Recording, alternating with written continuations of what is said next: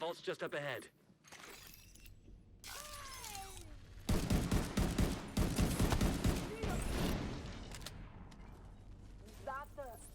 Wait.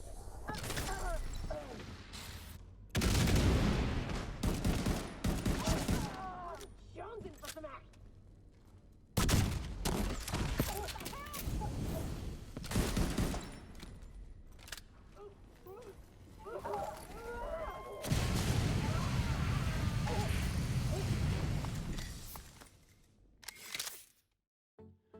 What's going on, everybody? It's LtBuzzLitebeer, and today I've got something really off meta for you Division 2 faithful, and it involves a talent and build concept that I'm sure not many of you have used.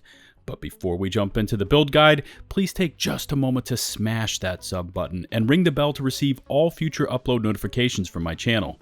You can also really help out the channel by watching this entire video, rating and/or sharing the video, and of course, leaving a comment. Alright, let's get this one going.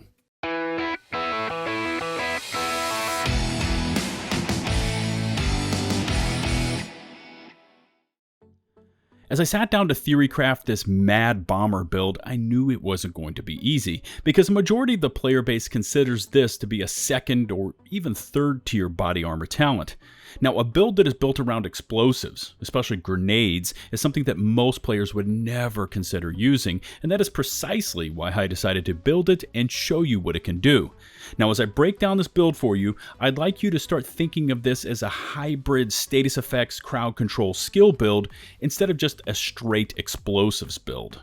For the specialization, you need to go with the Firewall kit. And I know you are probably thinking that the Demolitionist is better, especially for that extra explosives damage, but trust me when I say that Firewall is the better choice, and that is because it unlocks the cluster grenades.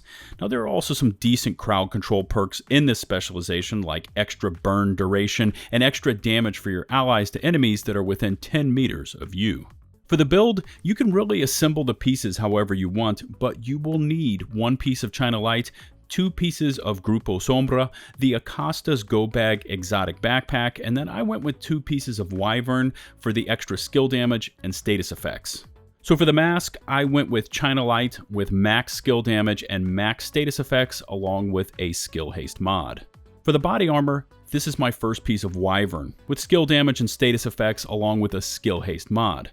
Now, we are of course using Mad Bomber as the body armor talent, and it grants us plus 50% increased grenade radius, and remember, you were going to be using those cluster grenades, so you'll have explosions popping off all around your targets. Mad Bomber also refunds grenades that net us a kill, allows us to cook grenades and hold them until the last second, so when we throw them, those NPCs can't roll out of the blast radius, and we also gain plus 15% bonus armor when aiming the grenades. My knee pads are the first of my 2 Grupo Sombra pieces with skill damage and skill haste. I have opted to go with weapon damage on this one piece because of my pistol and the ability to reach skill tier 6, plus the extra weapon damage gives my weaponry just a little extra pop. Now, if you could find the right piece, you could also opt to go with skill tier here and reach skill tier 6 without the pistol perk.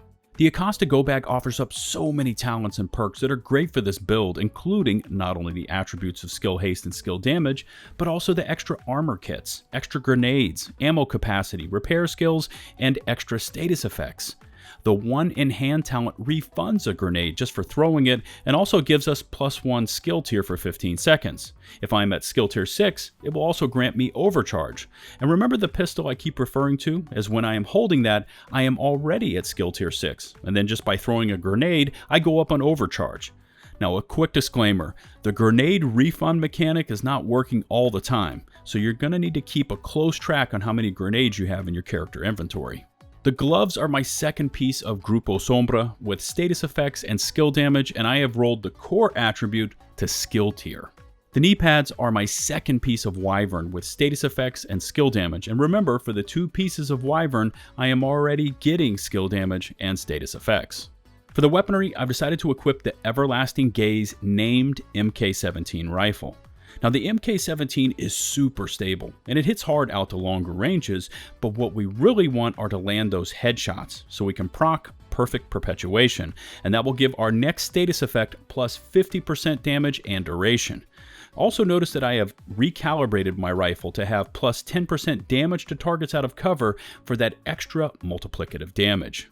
The secondary weapon is really up to you. I bounce back and forth between the Scorpio exotic shotgun for all those extra status effects, or the exotic Sweet Dreams for the Sandman insta melee kill talent on everything except elites. For the sidearm, I am using the TDI card custom for that +1 skill tier talent, and I have recalibrated it to include in sync. Now the idea here is to equip the pistol just before I want my skills to deploy. Throw a grenade, go up on overcharge, and then deploy my skills and let them do their thing. The skills are really up to you, but I chose to go with the explosive Seeker Mine as it hits targets really hard and also applies the bleed status effect to those it does not kill. Now if it does apply the bleed, my status effects I have on the build multiply the effects and it can burn down a target even though I'm not shooting them. For the second skill, I alternate between the explosive sticky bomb for that huge one-shot potential, and it benefits from the explosive damage I have stacked up on the build. Or I also use the Stinger Hive and take advantage of all those bleed status effects. The build concept here really forces you to play in a frenetic style of switching between your primary weapon for those status effect buffs, the pistol for your +1 skill tier, your skills and their various status effects, and of course your nuclear cluster grenades, which can really devastate even heroic level NPCs, especially trash mobs when they spawn out of those closets.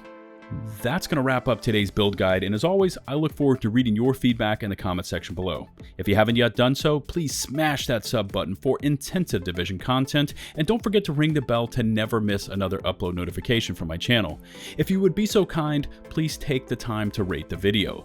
Links to support my content creation outside of YouTube include Patreon and Teespring, both in the video description. Don't forget to follow me over on Twitch for weekly Division streams and Twitter for all my latest thoughts on most things gaming related. And until the next one, this is LtBuzzLitebeer signing off.